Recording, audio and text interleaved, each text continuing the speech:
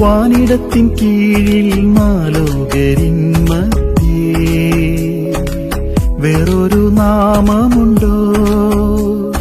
വാനിടത്തിൻ കീഴിൽ മാലോകരിൻ മധ്യേ വേറൊരു നാമമുണ്ടോ?